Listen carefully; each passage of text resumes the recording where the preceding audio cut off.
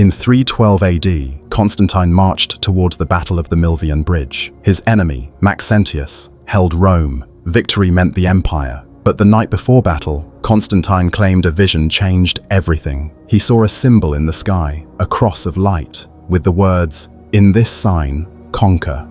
Stunned, he ordered his troops to paint the Christian symbol, the Chi-Rho, on their shields. The next day, Constantine triumphed. Maxentius drowned in the Tiber. Constantine rode into Rome, not just as emperor, but as the first ruler to claim divine favor from the Christian God. In 313 AD, he issued the Edict of Milan, legalizing Christianity. No more catacombs, no more lions. Christians could worship openly, build churches, and hold office. The persecuted had become protected. But Constantine didn't stop at tolerance. He favored Christians, granted bishops political power, and donated imperial land for churches. He even called church councils to settle disputes, shaping doctrine himself. Some hailed him as God's chosen emperor. Others worried, was the church gaining power or losing its soul? One thing was certain, with Constantine, Christianity stepped into the palace, and the empire would never be the same. I gave them freedom from themselves.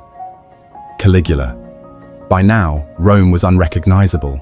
The Senate was hollow, the noble houses disgraced, and virtue itself sold, mocked, or mutilated. Caligula stood atop a kingdom of ashes, a Rome not ruled, but broken, and he loved it. In his final act of humiliation, he summoned every senator and their families to the palace amphitheater. No excuses, no absences. The summons read simply, "Attend or burn." They gathered in silence. At the center of the arena stood a massive mirror, polished until it gleamed like water. Caligula took the stage and declared, "Tonight, we unveil the truth." One by one, he forced each senator to step before the mirror and describe, aloud, the worst thing they had done to survive him. A father admitted offering his daughter's virginity. A wife confessed she faked joy as she was passed among guards. A senator wept as he recalled denouncing his own brother. After each confession, Caligula clapped. "There," he whispered. "That's Rome now. No whips, no blood, just truth used as torture." And as the last mask fell, the emperor looked into the mirror himself, naked, mad, and smiling. Because he knew, the empire hadn't just bowed, it had worshipped its destroyer. Let bloodlines become punchlines. Caligula. One spring evening, Caligula hosted a gathering so vile, even his inner circle whispered about it in fear. He called it a celebration of Roman legacy. The invitees? Only senators with daughters of marrying age. The location? A candlelit hall draped in red silk, reeking of perfume and power. As the senators arrived, Caligula welcomed them warmly, embracing their daughters with unsettling intimacy. Then came the games. He ordered the fathers to stand in the center while their daughters were seated around them. "Let us see," Caligula said, "which Roman blood runs pure and which runs hot." One by one, he had the girls questioned publicly about lovers, kisses, and dreams. Then, without warning, he chose 3 and led them behind a curtain. The audience was forced to wait, listening to muffled giggles, gasps, and moans. When he returned, he licked wine from his fingers and described everything in front of their fathers. "I taught them more about Rome tonight than their tutors ever did," he sneered. Some fathers collapsed, others stood frozen, eyes dead. It was no longer about domination. It was soul theft, the breaking of bloodlines, the desecration of legacy. And Caligula, he reveled in it. If virtue won't control them, I will. Caligula. After the infamous banquet, the senators thought the worst had passed, but Caligula had only just begun to dismantle their dignity. Days later, he issued a decree. Rome needs a new temple, one devoted to lust, power, and me. That temple turned out to be the imperial palace, converted into a public brothel, but not just any brothel. The women, wives and daughters of senators, hand-picked by Caligula himself. The location, rooms once reserved for state affairs, now echoing with grunts, moans, and mockery. The payment, gold coins, which were later used to fund statues of Caligula's own divine image. Senators watched in horror as commoners lined up to defile their families, with Caligula's blessing. When one senator begged for mercy, Caligula laughed. I'm showing Rome what noble blood tastes like, he sneered. He even installed a ledger to track each visit, listing names, acts, and performance reviews.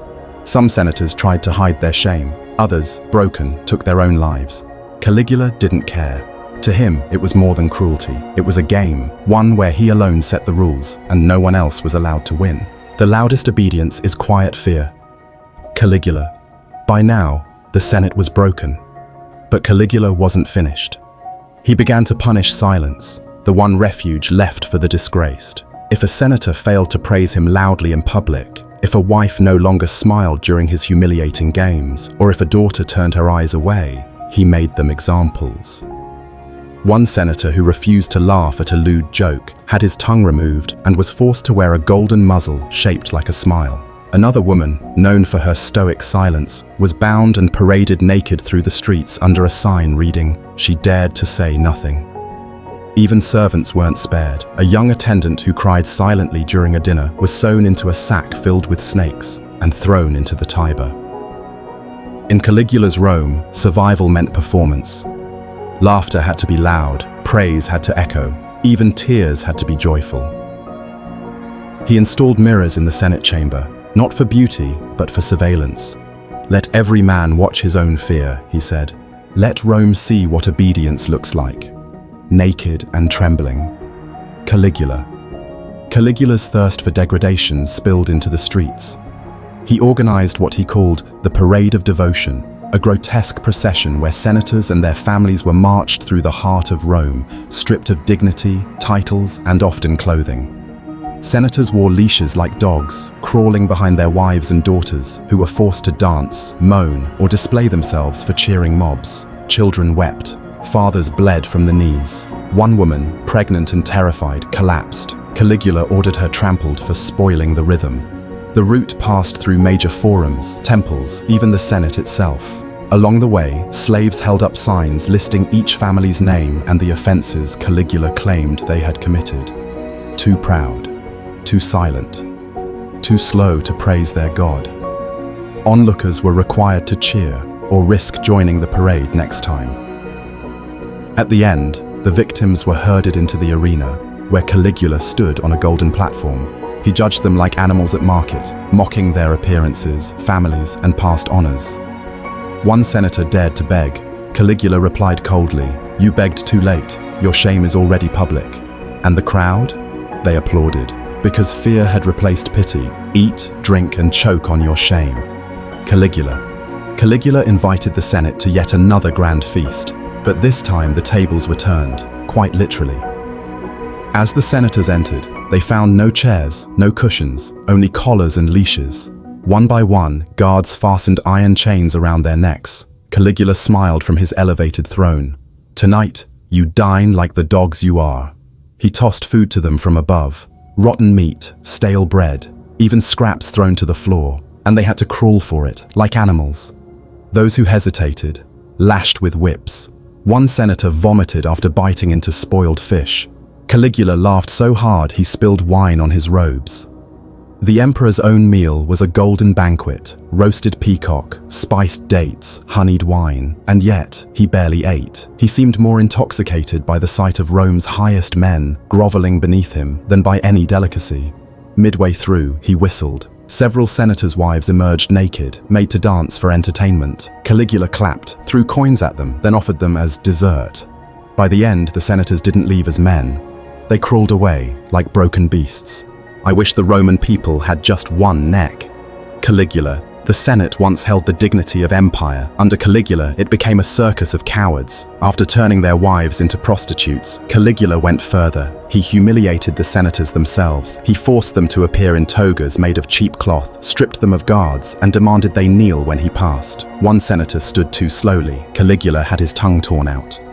During official sessions, he entered drunk, wearing women's clothes, or completely naked. Instead of lawmaking, he would demand that senators sing his praises, recite poetry about his divine body, or act as animals, braying like donkeys or crawling on all fours. Those who refused, he'd have them beaten in front of their peers, or worse, he'd sleep with their wives during the session, behind a curtain, and return to debate with sweat on his brow and their dignity dripping from his smile. Once, he appointed his horse, Incitatus, as a senator, gave it a marble stall, servants, and even a jeweled collar. When questioned, Caligula snarled, "He speaks no less sense than the rest of you." This wasn't madness. It was domination, with cruelty as the throne and humiliation as his crown. In my garden, flowers scream and thrones rot. Caligula, tucked behind the Palatine Hill, Caligula designed a hidden oasis known only to his inner circle, the Garden of Groans. To outsiders, it appeared lush, vines, fountains, and marble statues. But within, it was a stage of suffering, a theater of humiliation veiled in beauty. Here, senators' wives were kept like living ornaments, bound to trees, displayed on stone pedestals, or chained to fountains, forced to pose as goddesses of devotion. Each was stripped of name and dignity, given only titles like Whore of Honor or Vestal of Shame. Caligula would stroll through the garden with guests, wine in hand, offering commentary. "She begged me not to," he'd say, pausing before a sobbing woman, "so I did it twice." He once made a senator pick between whipping his daughter or cutting out his own eye. The man chose the latter. At night, Caligula hosted twisted banquets among the moaning victims, forcing senators to toast their own broken households. "Drink to obedience," he'd smile, raising a golden cup, "or bleed for defiance." What bloomed in that garden wasn't life. It was torment, rooted in fear, watered with tears, and pruned with cruelty. Let Rome judge its own filth, while I hold the gavel. Caligula. Caligula loved spectacle, but more than that, he loved watching his enemies squirm, so he staged a public tribunal, not for criminals, but for senators' wives. He called it the Trial of Virtue. In the forum, a golden chair was set for the emperor. Before him, women were dragged forward, trembling. Their crime? Modesty, silence, resistance. Caligula accused them of hiding pleasures from the gods, and by gods, he meant himself. One by one, he read from scrolls detailing their private letters, whispered confessions, and bedroom secrets, all stolen by spies or fabricated outright. Their husbands were forced to act as witnesses. Some wept, others nodded like cowards, too afraid to resist. "Guilty," Caligula declared again and again, banging a jewel-encrusted scepter as if it were a judge's hammer. The punishment: public stripping, forced kisses, or worse. One woman, known for her piety, refused to speak. Caligula had her dressed in nothing but a veil and paraded through the forum while slaves sang lewd songs about her. The message was unmistakable. Virtue had no value, and innocence was a crime. In Caligula's Rome, shame wasn't a byproduct, it was the goal. Love? No, ideal in ownership. Caligula soon grew bored with mere brothels and mockery. Now, he wanted something more theatrical, the public rewriting of love itself. He began forcing senators to divorce their wives, only to marry them off to his favorites, gladiators, or even criminals. "Let Rome witness how quickly loyalty bends," he laughed. At a lavish feast, he pointed to one senator's trembling wife. "She's beautiful," he mused, then declared, "They're divorced. She'll marry my charioteer at dawn." It wasn't just humiliation. It was calculated. Caligula made sure these women were married in public forums, in front of their former husbands. He oversaw the ceremonies personally, grinning like a deranged priest. Sometimes he demanded a kiss from the bride before she was led away, and sometimes he'd take her first. One woman, dragged sobbing to the altar, tried to flee. Caligula snapped his fingers. Guards beat her unconscious, then carried her to her wedding. The Senate sat silent. What could they do? Their marriages, their honor, their families, all belonged to him now. And Rome, it watched, powerless, numb, and afraid. Let them hide behind masks. Shame still bleeds through. Caligula's cruelty took a theatrical turn during a twisted festival he invented, the Night of Masks. He summoned every senator, their wives, and even their daughters to the palace, ordering them to wear ornate masks that hid their faces but not their identities. "Tonight," he proclaimed, "we shed names and virtues." The palace halls were transformed into a dim-lit maze of silk curtains, incense, and whispering music. Guards herded the guests into separate chambers. Inside, drunken revelers were ordered to indulge freely, touch, taste, take, without asking names. It was chaos, and it was all planned. Unbeknownst to the guests, Caligula had spy holes cut into the walls, where he watched everything unfold. Senators stumbling into beds with other men's wives, daughters mistaken for courtesans, whispered moans quickly followed by gasps of horror as masks fell. At dawn, Caligula revealed the truth. He presented paintings, scenes from the night, based on what he had witnessed. "Here's your honor," he told one senator, showing him in bed with his cousin's wife. "Here's your daughter," he told another, servicing 3 guests at once. Rome didn't know whether to weep or vomit. But Caligula? He just applauded. He said, "Fear bends the body, shame breaks the will." Caligula.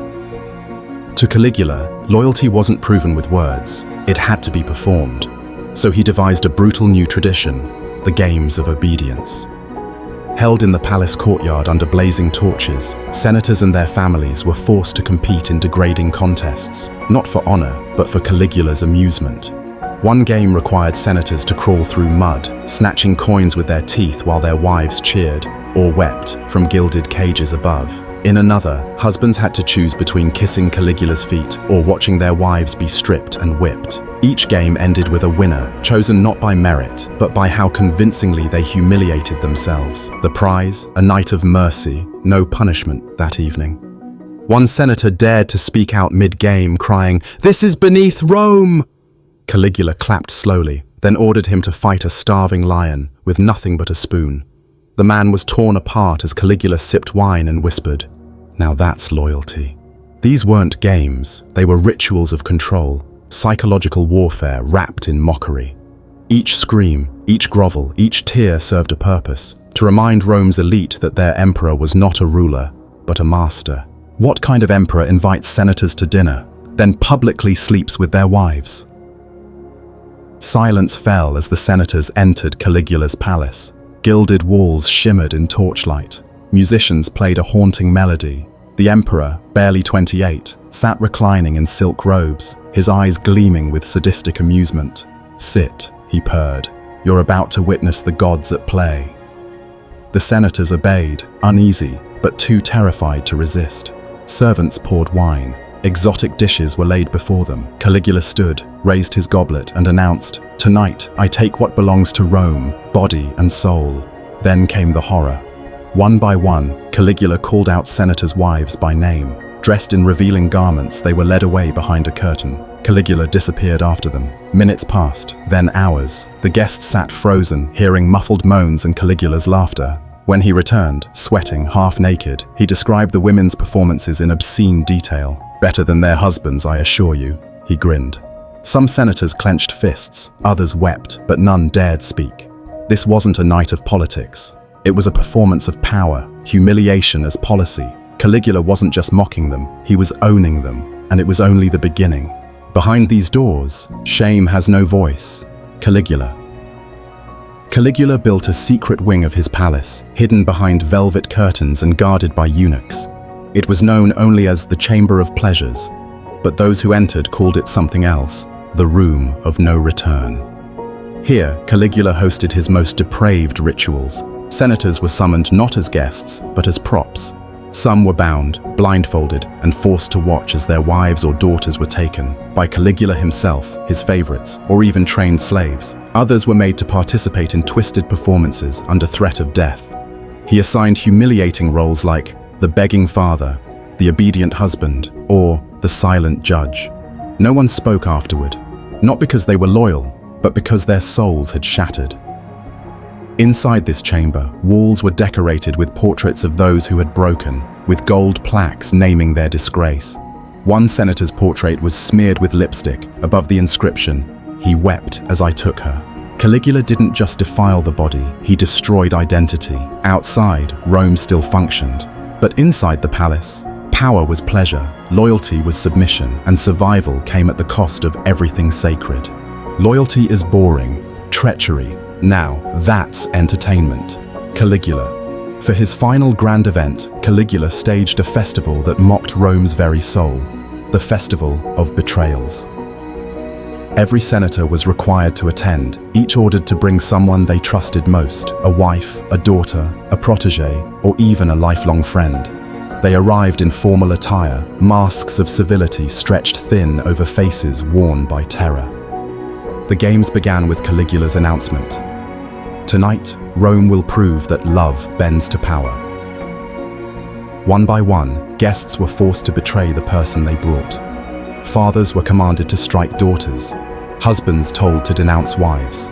Some were ordered to lie, others to expose family secrets on scrolls read aloud to jeering crowds.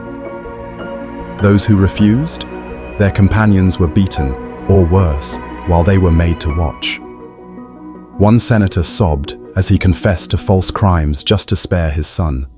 Caligula embraced him. "Beautiful," he said. "Even lies become sacred when soaked in blood." At the climax, Caligula crowned the most loyal traitor, a senator who offered his own wife to the guards before being asked. Rome learned that night. In Caligula's world, betrayal was not shameful. It was the highest form of worship. Let them act, or die.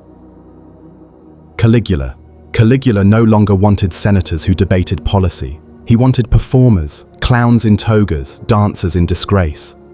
So he built a private theater, not for Rome's people, but for Rome's elite, and he cast the Senate as his personal troupe. Senators were dragged onto stage under torchlight. There, before jeering slaves and laughing courtiers, they were forced to act out humiliating scenes: adultery, betrayal, groveling defeat. Caligula assigned roles like a mad playwright. One man had to play the part of a cuckold, while his actual wife stood in the wings, half naked and weeping. Those who forgot lines were whipped. Those who refused to perform were stripped, shaved, and flogged publicly. At one performance, Caligula declared the final scene would be realistic. He ordered a senator to be stabbed on stage, while others played mourners. The audience clapped. Caligula beamed. "How moving," he said. For Rome's elite, politics had become a play, and Caligula the director, but this was no tragedy or comedy. It was a new genre entirely, tyranny as entertainment. And no one could leave the stage. Everything in Rome has a price, especially loyalty. Caligula, in the Forum of Rome, where laws were once made, Caligula held a public auction. But it wasn't grain, slaves, or horses up for sale. It was the wives of senators. Words spread like wildfire. Citizens, soldiers, and even foreign envoys gathered as Caligula stood on a high platform, grinning like a showman. One by one, he summoned the most noble women of Rome, dressed in sheer silk, forced to smile under threat of punishment. Beside each woman stood her trembling husband, senators stripped of pride. Caligula raised his hand. "This one," he bellowed, "sings in bed. Shall we start at 10,000 sesterces?" Laughter erupted. Bidding began. Some men tried to protest. Caligula waved his guards forward. "Silence," he warned, "or I'll sell you too." He described each woman's skills in grotesque detail, some exaggerated, some real, all humiliating. One noblewoman fainted as the crowd roared, her husband forced to fan her with his cloak. By day's end, dozens of wives were gone, sold to strangers, paraded like cattle. And the message was clear: no woman was safe, no man had power. Only Caligula owned Rome now. A man can be mocked, a god must be worshipped. Caligula. Humiliation wasn't enough. Caligula now demanded worship. He declared himself not merely divine, but the living god Jupiter. Statues of himself replaced those of ancient deities. Temples once devoted to Mars, Venus, and Apollo were repurposed, with Caligula's image installed on golden thrones. But the most outrageous display came during a midnight ritual he forced the Senate to attend. In the temple of Castor and Pollux, Caligula emerged naked, cloaked only in a sheer golden veil. Musicians played eerie hymns as he ascended a staircase lit by human torches. Criminals set aflame as offerings. Senators were ordered to kneel. He sat on a marble throne and shouted, "You may address me now, as Father, Son, and Flame." Then, the cruelest part, he made senators offer sacrifices of their own wives' jewelry, their daughters' dowries, even signed confessions of loyalty and blood. One man tried to withhold his offering. Caligula had his tongue nailed to the temple wall. He then forced them to chant, "Blessed be the wombs that bore you, Lord Caligula." It was no longer rule by fear, it was worship by degradation, and refusal was heresy.